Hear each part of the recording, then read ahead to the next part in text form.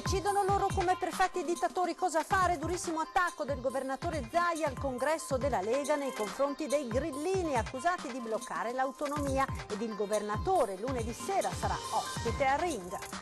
Pioggia battente sul Veneto, allagate strade, case e campi nel Trevigiano ed in Veneto orientale, prolungata l'allerta gialla fino a domani alle 14. Notte di paura a Gorgo al Monticano, in fiamme il tetto di un condominio, evacuate 24 famiglie, vigili del fuoco al lavoro per tutta la notte, stabile, inagibile. L'acqua alta si è fermata stamattina a 120 cm contro i 130 previsti ieri, sospiro di sollievo per i veneziani, ma nuovo picco di 130 previsto per domattina. Stamane a Salgareda e Chiesa Nuova l'ultimo saluto a Matteo Gava e Giulia Vincoletto, i 2 giovani morti nell'incidente di sabato scorso a Mussetta di San Donato. Crack Veneto Banca, nel nuovo filone l'ex di Consoli e 8 manager indagati per bancarotta, e sulla Feltrina l'ennesima protesta dei risparmiatori truffati, decine di croci e lumini come in cimitero. Molotov lanciata contro la vetrina di un negozio, ma c'è chi ha avuto le gomme dell'auto tagliate ed il negozio svaligiato. I commercianti del centro di Vicenza, siamo sotto attacco. Contro i vincoli imposti da Roma alle terre alte della provincia di Belluno nasce un comitato. Non staremo a guardare, dicono i sindaci di Comelico Superiore e Auronzo di Cadore. Ben ritrovati con l'edizione del Veneto dei nostri telegiornali. La politica in primo piano al congresso della Lega a Milano, durissimo attacco del presidente del Veneto Zaia ai grillini, definiti perfetti dittatori per i no che impongono al paese, a cominciare da quello all'autonomia di Veneto e Lombardia. I grillini teorizzano la democrazia digitale ma non rispettano la volontà popolare, quando ci sono milioni di persone che sono andate a votare come in Lombardia e Veneto. Dal palco del congresso di Milano, che ha cambiato pelle alla Lega, il presidente del Veneto Luca Zaia ha riproposto la questione dell'autonomia, sferrando un attacco diretto al Movimento 5 Stelle, che si sta mettendo di traverso, secondo il governatore, tra i cittadini e le loro legittime istanze. Decidono loro, ha detto, come perfetti dittatori. Il paese non può avere i grillini in mezzo alle palle. Io sostanzialmente ho detto la pura verità. Nel Conte 1 sono stati loro i responsabili di non aver mai fatto l'autonomia, nonostante lo strepitoso lavoro del ministro Stefani. Dall'altro c'è da dire che davanti a un partito che professa il fatto che il popolo deve essere messo in primo piano, il popolo deve essere rispettato, e ci mancherebbe, deve essere così, il popolo veneto, che per 2.328.494 veneti è andato a votare al referendum, è totalmente non ascoltato. Allora dico, questa non è democrazia, perché la democrazia è un'altra cosa, è il rispetto della volontà del popolo. Autonomia, ma non solo. Nel programma della nuova Lega di Salvini, che stacca con il passato, con la Lega Nord di Umberto Bossi, e si proietta a livello nazionale. Siamo quelli di prima come prima, e non è che abbiamo celebrato funerali, è stato un adeguamento. Fra l'altro c'è anche da dire che quello che si è concretizzato oggi non è altro che quello che sta accadendo da anni, nel senso che il fatto che si sia, come si può dire, consolidato il principio secondo il quale le riforme legali pacifiche le fai se hai parlamentari, se non ce li hai tu riforme non ne fai perché non hai voti. E lunedì sera il governatore del Veneto Zaia sarà ospite di Ferdinando Avarino a Ring, in onda su Antena 3 a partire dalle 21:15. Dall'autonomia alla sanità, alla situazione politica, molti i temi che verranno affrontati nel bilancio di fine anno del presidente della Regione Veneto. Ed ora la nuova ondata di maltempo che ha interessato la nostra regione. Forti piogge nella giornata di oggi hanno creato problemi sulla rete idrografica minore in varie zone del Veneto, in particolare nel Trevigiano e nel Veneto orientale. Il centro funzionale decentrato della Protezione Civile ha dichiarato lo stato d'attenzione e allerta gialla su alcuni bacini del territorio fino alle 14 di domani, domenica 22 dicembre. I bacini idrografici interessati sono Piave Pedemontano, Alto Brenta, Bacchiglione, Alpone, Po, Canalbianco, Basso Adige, Brenta e Bacchiglione. E vediamo quindi come è andata oggi a Oderzo e San Biagio di Callalta nel Trevigiano, strade allagate, sottopassi sott'acqua. Speriamo che non venga giù ancora pioggia e Con la testa si spera che smetta di piovere, con le braccia si prova a far defluire l'acqua. La pioggia insistente delle ultime ore sta mettendo a dura prova la rete idrica secondaria, non tanto i grandi corsi d'acqua, questo il Monticano a Oderzo, quanto fossati e canali di scolo di una campagna inzuppata. Diverse le strade allagate, solo qui a Oderzo sono finite sott'acqua via Donizetti, via Boarie, la centralissima via Garibaldi dove l'acqua sgorgava dalla rete fognaria, via Anafesto e via Castelletti. No, il fossato quando piove e quando il Monticano è alto, questo è una valvola di sfogo praticamente. Ma oggi come oggi si era verificato circa 10 anni fa circa, sì. Che, perché non ha funzionato l'idrovoro, penso, per conto mio. Molti gli interventi con autopompe, come in questa scuola, per prosciugare il piazzale. In via Bosco Comun l'acqua non ha allagato garage scantinati per pochi centimetri e si teme per le prossime ore, anche per colpa di una rete di scolo forse da rivedere. Non defluisce perché là fino alla curva i fossi sono tutti otturati e praticamente se non fanno le pulizie succede questo. Quest'anno è la terza volta. Abbiamo programmato anche le opere che assommano a 10 milioni di euro, adesso si tratta di trovare le risorse e fare questi interventi perché questi allagamenti sono conseguenti alla mancata intelligenza nel realizzare le opere di urbanizzazione che ereditiamo dal passato. Strade allagate e molti sottopassi impraticabili, come questo a Fagarè di San Biagio. Qualche preoccupazione anche nella frazione di Rovarè, dove il fiume Meuro si è ingrossato fino a uscire dall'argine, allagando via Cannaregio e altri punti, a ridosso di case e condomini. Mentre gli uomini della protezione civile mettono giù sacchi di sabbia, la gente si dice incredula per un fenomeno che non si vedeva da tempo, nemmeno con piogge più intense. Lei è in allerta? Sono quando io a scuola, ero da qua. Da 45 anni. Questa cosa qua l'aveva mai vista? Mai vista così alta. A Venezia ora, dove l'acqua alta questa mattina ha raggiunto un picco di 120 centimetri sul medio mare alle 7:40, quindi al di sotto della previsione stimata ieri che aveva annunciato 130 centimetri. Si tratta comunque di una marea sostenuta, codice arancio. Si tira un sospiro di sollievo, ma si guarda già a domani perché il fenomeno si ripresenterà, previsti 130 centimetri alle 7:35. Ma viste le continue variazioni meteo, il Comune consiglia di monitorare il sito per mantenersi sempre aggiornati. Ed ora torniamo nel Trevigiano con la nottata di paura vissuta dai residenti di un condominio a Gorgo al Monticano per un incendio scoppiato ieri sera. 24 le famiglie evacuate. Vediamo.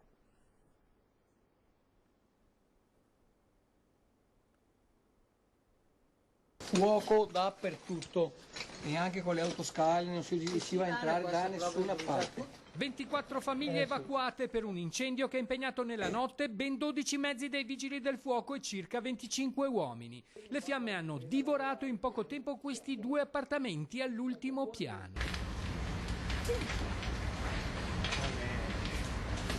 L'allarme è scattato in via Petrarca a Gorgo al Monticano ieri sera poco prima delle 22. Questa mattina il primo sopralluogo dei vigili del fuoco con i colleghi dell'ufficio di polizia giudiziaria per tutti i rilievi del caso. Assieme a loro il sindaco e gli uomini della protezione civile.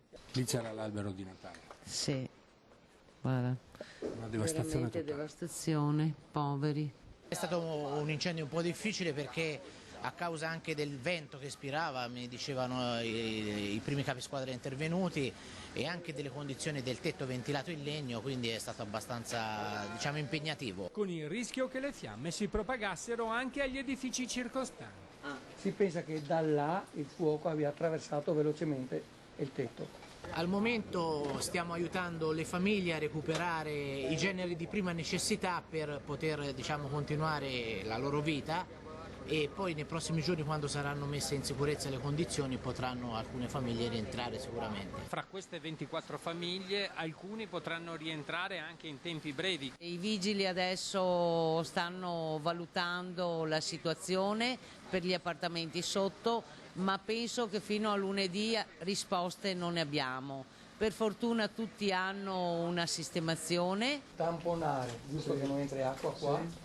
con dei pannelli e un telo in via provvisoria, cioè che non entri più acqua in caso di pioggia. C'è da fare ora le verifiche sia degli impianti, perché l'acqua è entrata all'interno del condominio mancando la copertura, e anche delle strutture, e quindi nei prossimi giorni verranno fatte le verifiche sia statiche sia degli impianti elettrici e degli impianti anche di riscaldamento, quelli ancora che possono essere messi in funzione per poter farli rientrare, ma si parla oramai nella prossima settimana. Forse per Natale dovranno stare ancora fuori allora.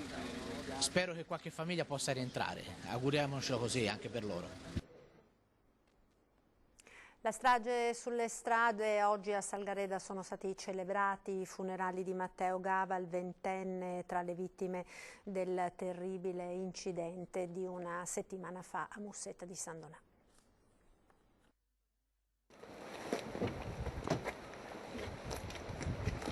Nella bara, sotto un cuscino di rose bianche, la sciarpa dell'Inter, la sua squadra del cuore. Ad attenderlo una folla commossa. I funerali del 20enne Matteo Gava sono stati celebrati nella frazione di Campo Bernardo, a Salgareda, la chiesa dove Matteo era cresciuto e si era sempre distinto dando una mano alla comunità. Le parole di Don Corrado durante l'omelia hanno cercato di confortare lo straziante dolore dei familiari, della madre Silvana, il papà Roberto e il fratello Mauro. Matteo era un ragazzo troppo giovane per morire, lo abbiamo pensato tutti.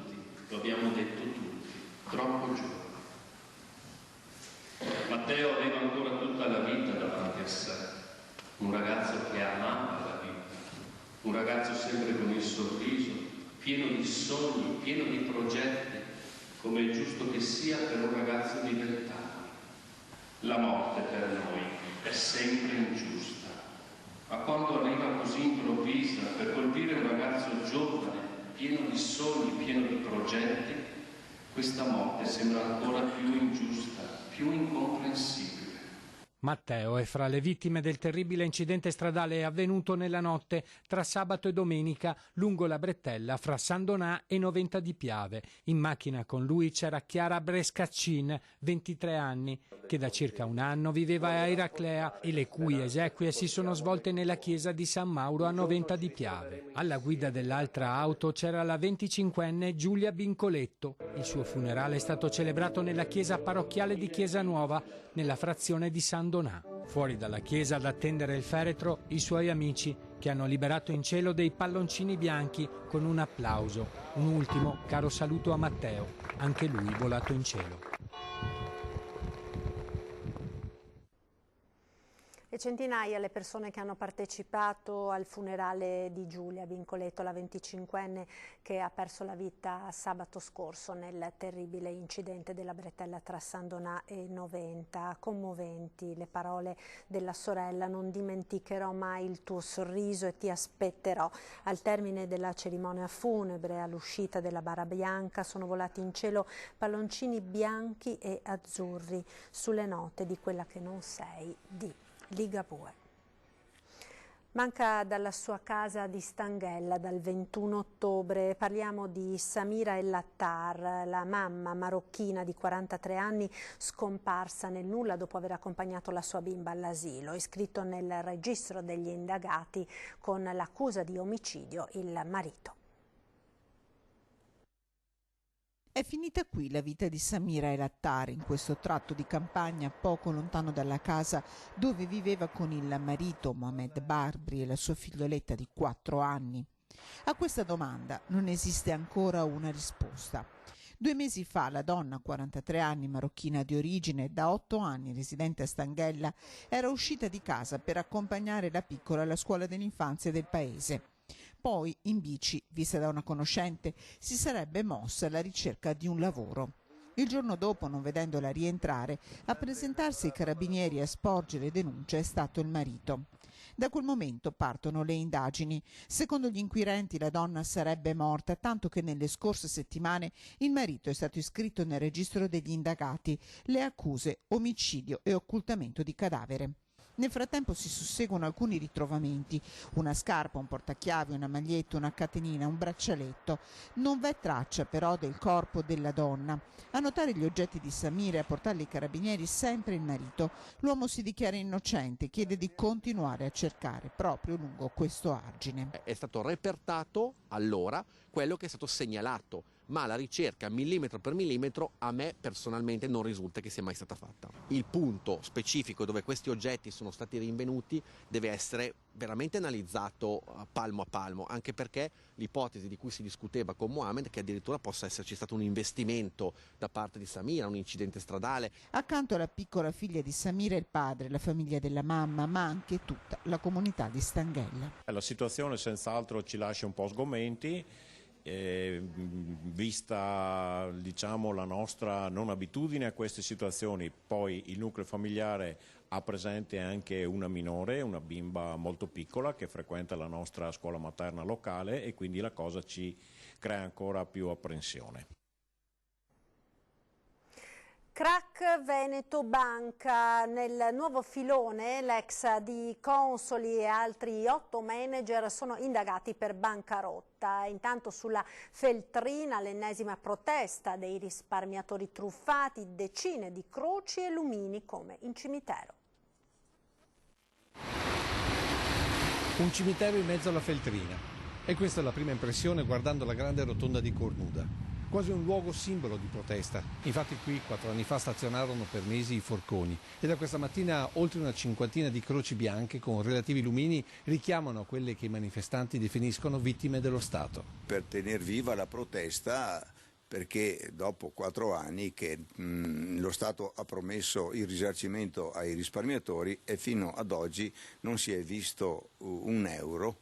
Senta, ma perché proprio delle croci?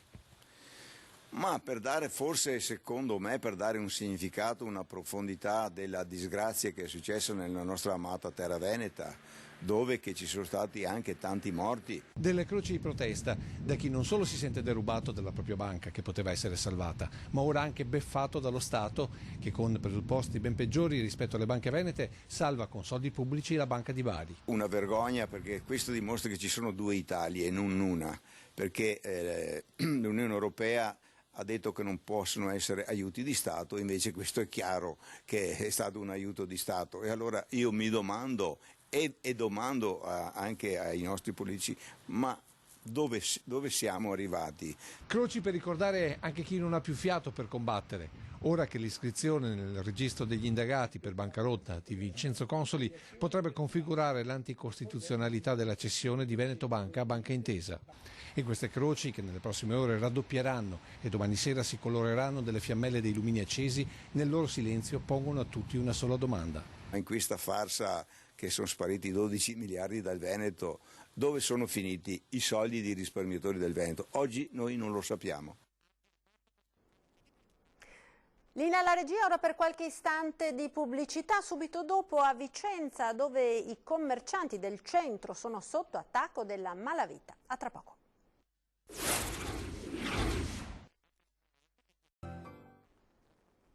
Ed eccoci nuovamente in studio con l'edizione del Veneto dei nostri telegiornali. A Vicenza ora commercianti del centro sotto attacco della malavita. Vediamo.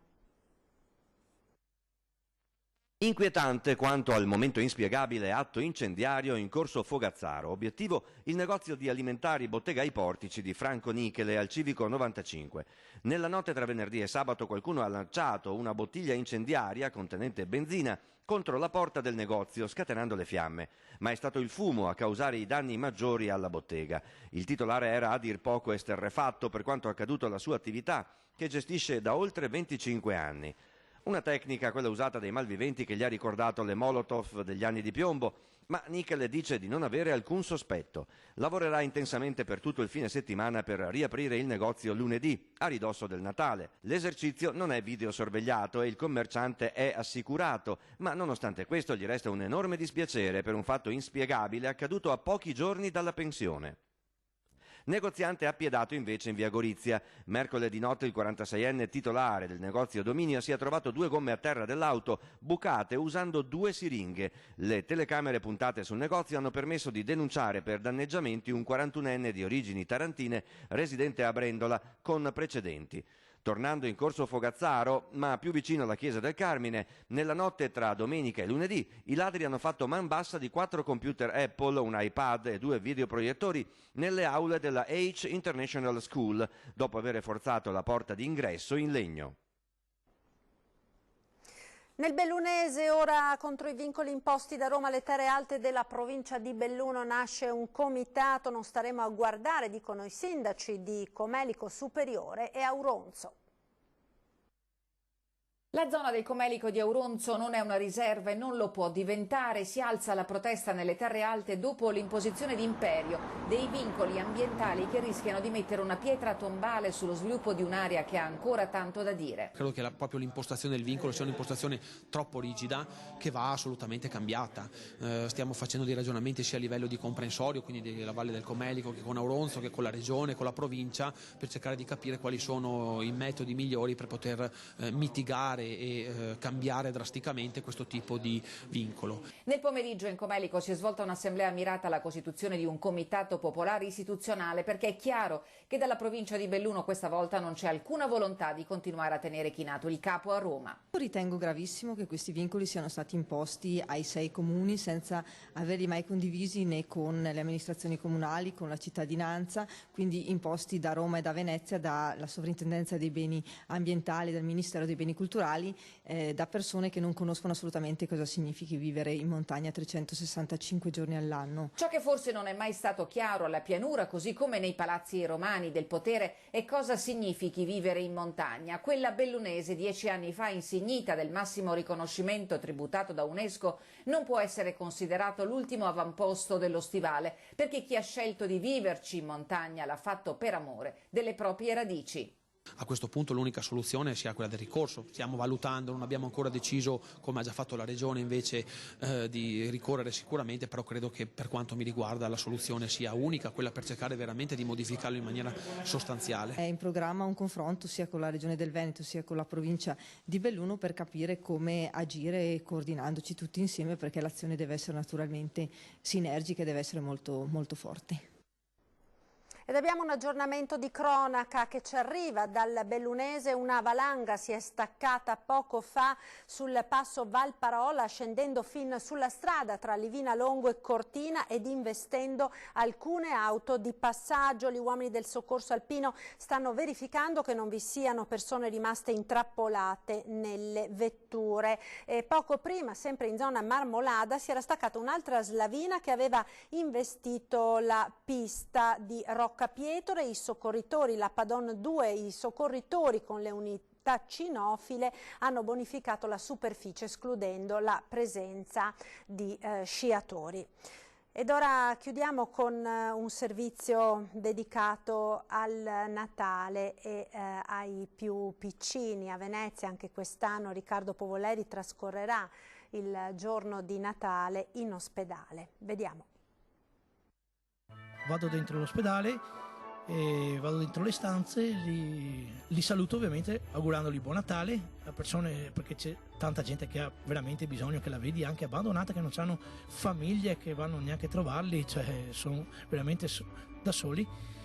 E allora niente, vado stanza per stanza. Ogni anno, da 31 anni, il giorno di Natale Riccardo lo trascorre nell'ospedale di Mestre per portare caramelle a ogni malato. Dalle 9 alle 17 circa, in ogni reparto, infettivi esclusi, entra per lasciare una dolcezza e portare un sorriso, grazie ad una generosa rete di solidarietà. Caramelle offerte dai vari commercianti di Venezia, di Mestre, di Mogliano, chi più chi meno, di Preganziol, vari supermercati, le varie pasticcerie che ci offrono caramelle, collaborano tutti. E io vorrei ringraziare per questo tutti i commercianti di Mestre e Venezia che sono stati sempre disponibili. Quest'anno addirittura ero andato in Campo San Polo dai miei amici che hanno la tabaccheria e hanno detto dai, vieni giù a Venezia, vieni giù come tutti gli anni che hai la tradizione, e addirittura io gli ho detto su una pasticceria. Sì, sinceramente non sarei neanche venuto perché avete avuto il problema anche voi dell'acqua alta. Ho detto, mi dispiace moltissimo, da veneziano so cosa vuol dire questo problema qua dell'acqua alta per i commercianti. Mi ha detto non preoccuparti, detto, quello che possiamo col cuore te lo diamo. Chili e chili di caramelle di ogni tipo. Circa 40-50 kg di caramelle, tutti gli anni lo faccio su, tutti gli anni. Talmente tante da non sapere dove metterle. Il signor Riccardo ci ha fatti entrare proprio nella sua casa per farci vedere che da giorni non riesce a dormire sul letto perché tutte le caramelle che lui donerà il giorno di Natale ai malati nell'ospedale sono sopra il letto. E una volta nel sacco, come Babbo Natale, parte per donare un sorriso a chi ne ha più bisogno. Ed è tutto per questa edizione, grazie per essere stati con noi. Come sempre in chiusura uno sguardo al meteo. Arrivederci.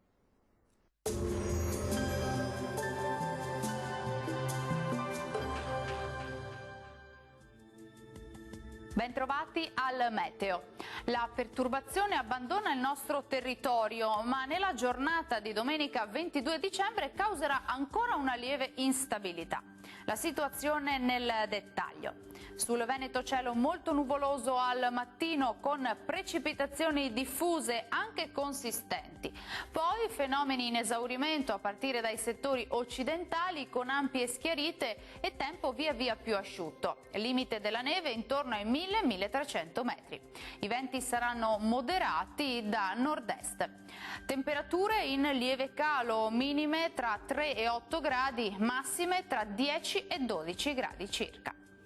Ci spostiamo ora sul Friuli Venezia Giulia, dove sarà anche qui instabile con precipitazioni specie in mattinata, ma anche in questo caso migliorerà dal pomeriggio. Temperature minime tra 4 e 11 gradi, massime tra 10 e 12 gradi.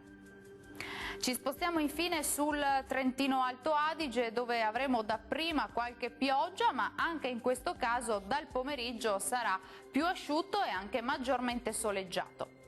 Temperature minime che torneranno ad essere sotto zero, massime sui 5 gradi e quindi anche in questo caso in calo.